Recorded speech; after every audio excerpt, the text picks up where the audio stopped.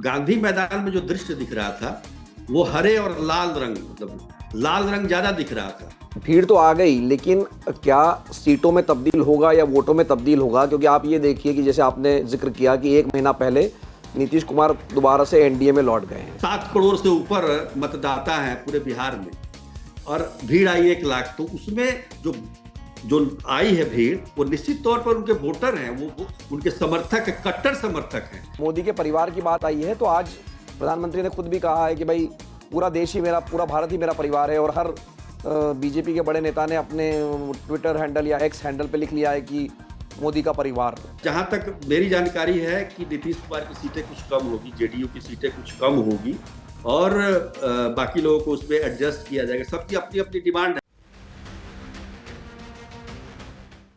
नमस्कार, मैं हूं मिलिंद खांडेकर और आप देख रहे हैं न्यूज़ तक। न्यूज़ तक का विशेष कार्यक्रम देश किसका। इसमें हम लोकसभा चुनाव को लेकर हर रोज़ कवरेज कर रहे हैं। आज हम बात करेंगे बिहार को लेकर। बिहार में कल महागठबंधन की एक बड़ी रैली हुई गांधी मैदान में। इस रैली में लालू प्रसाद यादव आरजेडी की तरफ से मौजूद थे, तेजस्वी यादव मौजूद थे, राहुल गांधी, अखिलेश यादव समाजवादी पार्टी की तरफ से मौजूद थे। जितना भी विपक्ष का बड़े नेता थे जो कि बिहार में एक महागठबंधन बनाए हुए हैं, लेफ्ट के भी नेता थे, वो सब लोग इस रैली में मौजूद थे और इसमें भारी भीड़ मौजूद रही। इस रैली को लेकर एक विवाद भी हो गया है। जो लालू प्रसाद यादव ने प्रधानमंत्री के बारे में टिप्पणी की थी, उसको बीजेपी आज से भुनाने में लग गई है कि प्रधानमंत्री का परिवार पूरा देश है। तो इन सब पर आज बातचीत करने के लिए मेरे साथ जुड़ रहे हैं इंडिया टुडे और आज तक के सीनियर एडिटर सुजीत कुमार झा। सुजीत जी जो है पिछले 25 से 30 वर्षों से बिहार को कवर कर रहे हैं और बिहार की राजनीति को बड़े गहराई से समझते हैं। सुजीत जी, आपका स्वागत है इस कार्यक्रम में। जो कल की रैली हुई है बिहार में, तो उसमें भारी भीड़ उमड़ी है, तो क्या माना जाए ये जो भीड़ आई है इतनी, ये वोटों में तब्दील हो पाएगी या सिर्फ ये जुटाई हुई भीड़ बन के रह जाएगी? देखिए मिलिंद जी, एक पटना का जो गांधी मैदान है, ऐतिहासिक महत्व है उसका, और गांधी मैदान में जो रैलियां होती है उसका कहीं ना कहीं असर होता है। आप देख लीजिए, जब आजादी के समय से ये परंपरा चली आ रही है। 74 का आंदोलन आप याद कीजिए, उसमें भी सरकार पलट गई थी पूरे देश में 77 में। तो उसका बड़ा ऐतिहासिक महत्व रहा है और इसीलिए जितने भी पॉलिटिकल पार्टियां हैं वो चाहती हैं कि पटना के गांधी मैदान में वो रैली करें, ऐसी रैली करें जो मतलब जो रैली नहीं रैला हो। तो कल की रैली में भीड़ आई थी और अब देखिए, केवल आरजेडी की रैली नहीं थी, ये महागठबंधन की रैली थी। आरजेडी एक जमाने में जब रैली किया करती थी तो रैली नहीं रैला हुआ करता था।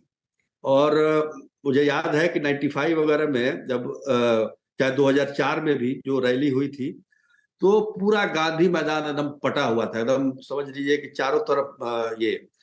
लेकिन अब क्या है कि रैलियों का स्वरूप भी बदल गया है।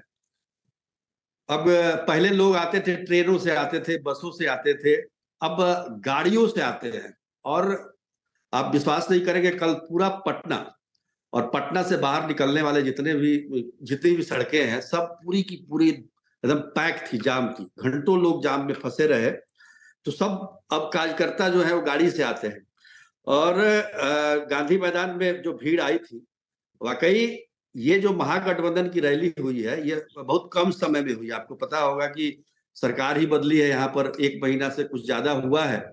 और हम मुझे लगता है कि 21 फरवरी से तेजस्वी यादव ने महागठबंधन की रैली के लिए घूमना शुरू किया था पूरे बिहार में और 10 दिनों में उन्होंने पूरा बिहार नाप दिया। हर एक जिले में गए और लोगों से बताया उन्होंने कि हमने 17 महीने सरकार में रह के क्या काम किया है, कितनी नौकरियां दी हैं, क्या दिया है।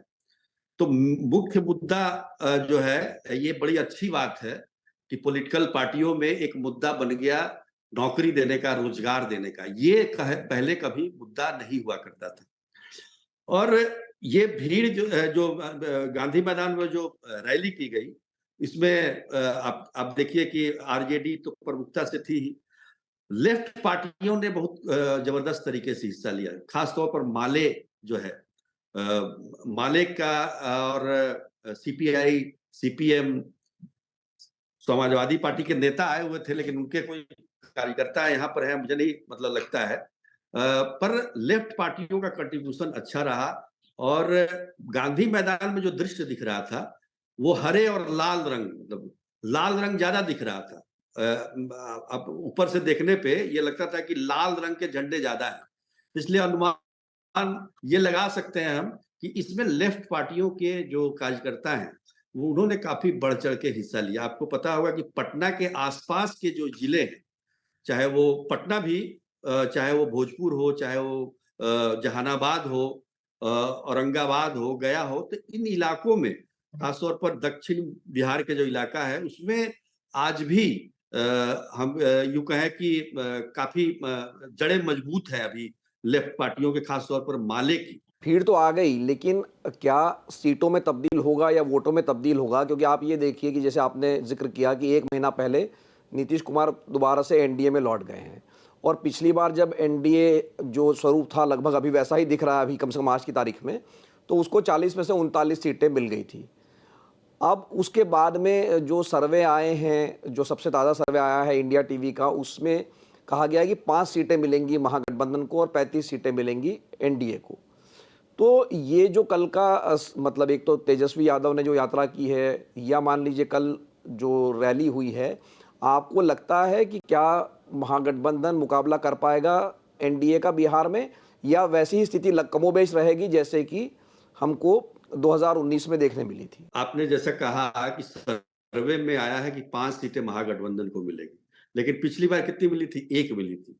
पिछली बार और इस बार में अंतर है। अंतर इस बात को लेकर है कि 2019 में केवल आरजेडी और कांग्रेस का गठबंधन था।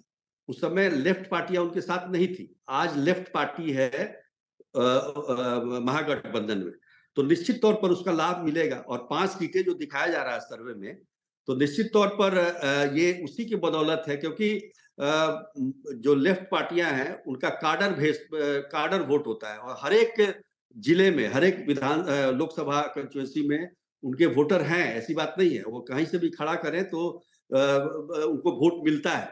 पर अब आप बात कर रहे हैं कि 2019 में 1 सीटें मिली थी, तो वो स्थिति और थी और आज की स्थिति और है। आज तेजस्वी यादव पहले से ज्यादा मजबूत होकर उभरे हैं, तभी तो 5 सीटें मिल रही हैं। पिछली बार जब बीजेपी और नीतीश कुमार मिलकर चुनाव लड़े थे तो 39 सीटें जीती थी। उसमें उस समय रामविलास पासवान भी थे, तीनों पार्टियां थी उसमें। इस बार तो आप देखिए उधर उपेंद्र कुशवाहा भी हैं, जीतन राम मांझी भी हैं, तो तमाम लोग उसमें शामिल हैं।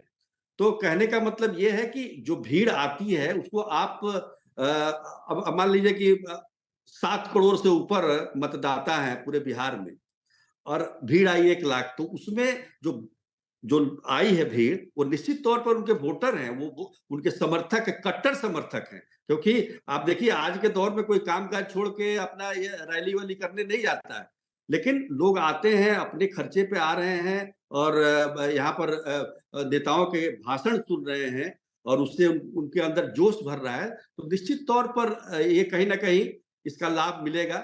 2019 से पहले तो महागठबंधन ने कोई रैली नहीं की थी। महागठबंधन की रैली हुई थी 2015 में, जब नीतीश कुमार भी साथ में थे, विधानसभा का चुनाव था।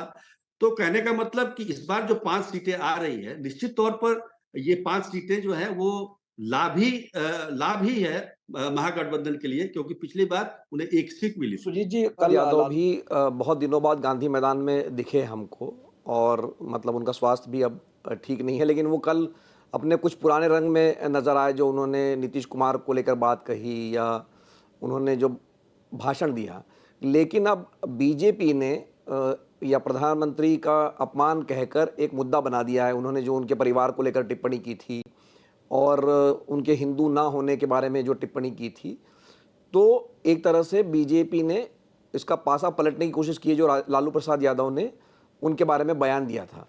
तो ये आप किस तरह से देखते हैं, जो बीजेपी का एक जवाबी रणनीति 24 घंटे के अंदर इस रैली के अंदर ही, और इसका प्रभाव जो ये वैसे ही बात हुई जैसे पिछली बार 2019 में हमने देखा था कि चौकीदार चौर है, राहुल गांधी ने कह दिया था, तो मोदी ने कहा था या बीजेपी ने कहा था कि मैं भी चौकीदार। तो अब जब मोदी के परिवार की बात आई है, तो आज प्रधानमंत्री ने खुद भी कहा है कि भाई पूरा देश ही मेरा, पूरा भारत ही मेरा परिवार है, और हर बीजेपी के बड़े नेता ने अपने ट्विटर हैंडल या एक्स हैंडल पे लिख लिया है कि मोदी का परिवार। तो ये अगर बयान है लालू यादव का, इसका सिर्फ बिहार पर ही नहीं पूरे देश की राजनीति पर भी असर पड़ सकता है। पर बिहार के परिप्रेक्ष्य में देखेंगे तो आपको क्या लगता है कि ये लालू यादव का बयान उल्टा पड़ सकता है मतलब महागठबंधन को? देखिए, लालू यादव ने कल जो कुछ भी कहा, वो उन पर भी लगातार हमले होते रहे परिवारवाद को लेकर। प्रधानमंत्री ने अपने भाषण में कभी नाम नहीं लिया कि किसी खास परिवार को लेकर, लेकिन इशारा जरूर लालू प्रसाद यादव की तरफ परिवारवाद को लेकर उठता रहा है। अब देखिए, कल ही उनकी बेटी रोहिणी आचार्य भी एक तरह से लॉन्च हो गई। तो कहने का मतलब यह है कि परिवारवाद तो है। अब परिवारवाद मान लीजिए प्रधानमंत्री का नहीं है, लेकिन और जो पार्टियां हैं, अन्य पार्टियां हैं, उसमें तो दिखता है, जैसे मांझी की पार्टी है, हम पार्टी है, उसमें भी उनके बेटे मंत्री बने हुए हैं। आप देखिए, चिराग पासवान का उदाहरण ले सकते हैं। तो कहने का मतलब कि आप जो है केवल अपने बारे में, प्रधानमंत्री के बारे में ये है कि उनका कोई परिवार नहीं है। देखिए, बीजेपी इसमें माहिर होती है, वो चीजों को पलटने में वो उसका मादा रखती है। और परिवारवाद को लेकर जिस जिस प्रकार से डिफेंड किया है प्रधानमंत्री ने, आपको याद होगा कि पहले भी उन्होंने जो जातीय सर्वे हुआ था, उसमें भी उन्होंने अपना एक अलग एक परिभाषा निकाल ली थी कि हमारा जो जाति है वो युवाओं का है, किसानों का है, महिलाओं का है। तो इस चीज में बीजेपी का कोई जोड़ा नहीं। और परिवारवाद को लेकर निश्चित तौर पर ये एक मुद्दा बन सकता है, पर इसका कितना प्रभाव पड़ेगा चुनाव में, वो अभी कहना इसलिए मुश्किल है क्योंकि देखिए, चीजें एकदम बटी हुई हैं बिहार में। आपको पता है कि जाति पर आधारित पूरी राजनीति होती है। तो निश्चित तौर पर जो महागठबंधन के समर्थक हैं, उन पर इसका कोई प्रभाव नहीं पड़ने वाला है। लेकिन जो बाकी हैं, जो और जातियां हैं जो एनडीए के साथ जुड़ी हुई, बीजेपी के साथ जुड़ी हुई हैं, वो और एग्रेसिव हो सकती है। सबसे बड़ी बात क्या है कि एग्रेशन किस में आता है, कौन बढ़ चढ़ के हिस्सा लेता है, वोट कितना वोट पड़ता है, वोट का प्रतिशत कितना कम होता है। अगर वोट का प्रतिशत बढ़ता रहे और एग्रेशन के साथ बढ़ता रहे, तो निश्चित तौर पर इसका लाभ राजनीतिक दलों को होता है। तो ये सब बातें जो कही जाती हैं, ये दरअसल एग्रेशन बढ़ाने के लिए की जाती है कि वोटर अधिक से अधिक उनके खिलाफ आकर वोट डालें। तो इस हिसाब से ये सारी जो है व्यवस्थाएं होती हैं, हम कह सकते हैं। तो निश्चित तौर पर इसका असर पड़ेगा, लेकिन जो महागठबंधन के वोटर हैं, उन पर मुझे नहीं लगता कि कोई इसका असर होने वाला है, क्योंकि वो आप देखेंगे सोशल मीडिया में बहुत सारी चीजें आपको स्पष्ट हो जाएंगी कि कौन कहाँ क्या बोल रहा है, कौन किसके समर्थन में बोल रहा है। निश्चित तौर पर जो उनके समर्थक, देखिए, महागठबंधन की सबसे बड़ी दिक्कत क्या है कि उनके पास सीमित जाति के क्या ही सपोर्ट है, और उस चीजों को वो हालांकि बढ़ाने का प्रयास कर रहे हैं। वो कहते हैं केवल माई का ही नहीं, माई बाप की पार्टी है, ए टू जेड पार्टी है। लेकिन और सब जातियों का भी विश्वास उनको जुटाना पड़ेगा। और लोकसभा के चुनाव में खासतौर पर हम देखते हैं कि लोकसभा के चुनाव में जो बिहार का मुद्दा होता है, वो ज्यादा हावी नहीं होता है। और निश्चित तौर पर ये देश का चुनाव होता है और लोग प्रधानमंत्री के चेहरे को देखकर वोट डालते हैं। तो ये इसका भी काफी प्रभाव पड़ता है, जो वोटिंग पैटर्न होता है जो लोकसभा के चुनाव में। और खासतौर पर मैं बिहार की बात करूंगा। जब लोग राज्य के चुनाव में मतदान करते हैं तो वो एक तरह से मतदान करते हैं, और राष्ट्रीय चुनाव में वो दूसरी तरह से मतदान करते हैं। और ये सिर्फ बीजेपी के मामले में नहीं, जब कांग्रेस की भी सरकार थी तब भी हमने देखा कि लोकसभा में कांग्रेस को ज़्यादा वोट पड़ता था बनिस्बत की राज्यों के चुनाव में। तो हमने महागठबंधन की तो बात कर ली सुजीत जी, आखिर में हम बात करेंगे एनडीए के बारे में। तो कल महागठबंधन की रैली हुई, परसों एनडीए की रैली कह सकते हैं आपकी। प्रधानमंत्री और बिहार के मुख्यमंत्री नीतीश कुमार एक मंच पर आए। नीतीश कुमार ने कहा कि हम इधर उधर हो गए थे, अब इधर ही रहेंगे, 400 के पार हम ले जाएंगे। लेकिन इस रैली में एक बात जो लोगों ने जिस पर टिप्पणी की या जिस पर उनकी नज़र गई कि भाई चिराग पासवान नहीं थे या उपेंद्र कुशवाहा नहीं थे। तो क्या जैसे महागठबंधन में एक जुटता दिख रही है, एनडीए के खेमे में सब ठीक है बिहार में, या वहाँ कोई मतलब मनमुटाव है? देखिए मिलिंद जी, सबसे बड़ी बात क्या है कि एनडीए का स्वरूप एक तरीके से बन गया था 2022 में, जब नीतीश कुमार ने एनडीए छोड़ा था और वो महागठबंधन के साथ चले गए थे, तो बीजेपी के साथ कोई कोई पार्टी नहीं थी, अकेले इकलौती बीजेपी थी कुछ महीनों तक। उस समय चिराग पासवान भी पूरी तरह से एनडीए के साथ नहीं थे, उनको भी उनकी भी नाराजगी थी, उनका घर वर खाली करा लिया गया था। तो उस समय बिल्कुल अकेली पार्टी थी बीजेपी, लेकिन धीरे धीरे उसमें कारवां जुड़ता गया। उसमें चिराग पासवान आए, फिर उनके जो चचा हैं पशुपति कुमार पारस, दोनों हालांकि लोक जनशक्ति पार्टी के ही पार्ट है, लेकिन ये है कि जो हम कह सकते हैं कि उसके बाद उपेंद्र कुशवाहा उसमें शामिल हुए, उसके बाद जीतन राम मांझी आए, तो ये कुनबा एक बन गया था।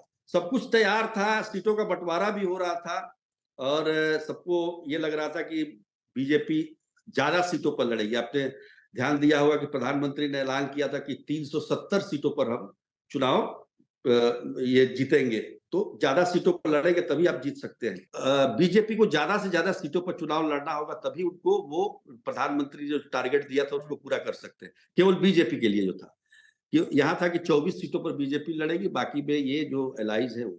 लेकिन मामला तब गड़बड़ हुआ है कि जब नीतीश कुमार की एंट्री हो गई एनडीए में।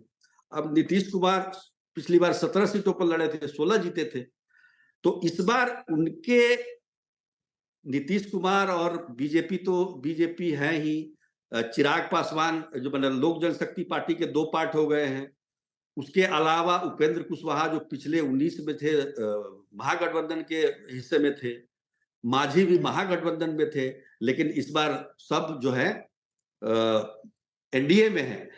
तो सवाल यह है कि भाई सीटों का बंटवारा कैसे हो, क्या हो। अभी तो मुझे नहीं लगता है कि कोई चीज, किसी चीज पर कोई फाइनलाइज कुछ हुआ है, कुछ सीटों को बंटवारा को लेकर। अभी नीतीश कुमार जा रहे हैं, विदेश जा रहे हैं, स्कॉटलैंड, वो 7 तारीख को जा रहे हैं यहाँ से, और उसके बाद ही मुझे लगता है कि कुछ इस पर फैसला हो पाएगा। पर जहां तक मेरी जानकारी है कि नीतीश कुमार की सीटें कुछ कम होगी, जेडीयू की सीटें कुछ कम होगी, और बाकी लोगों को उसमें एडजस्ट किया जाएगा। सबकी अपनी अपनी डिमांड है। अब लोक जनशक्ति पार्टी की को पिछली बार जो 6 सीटें मिली थी, इस बार भी चिराग पासवान कह रहे हैं कि मुझे ही 6 चाहिए। तो ये सब कुछ है और यही कारण है। अच्छा, मुझे जहां तक याद आ रहा है कि रैली से एक दिन पहले उपेंद्र कुशवाहा की तरफ से बयान आया था कि वो शामिल होंगे रैली में। औरंगाबाद, क्योंकि औरंगाबाद इलाका ही वो क्षेत्र है जो उनका लोकसभा क्षेत्र है उससे लगा हुआ, तो वो वहां पर उपस्थित रहेंगे। लेकिन अचानक ऐसा क्या हुआ कि वो उपस्थित नहीं हो पाए, ये जरूर कहीं ना कहीं किसी न किसी गड़बड़ी की, किसी न किसी मनमुटाव की तरफ ये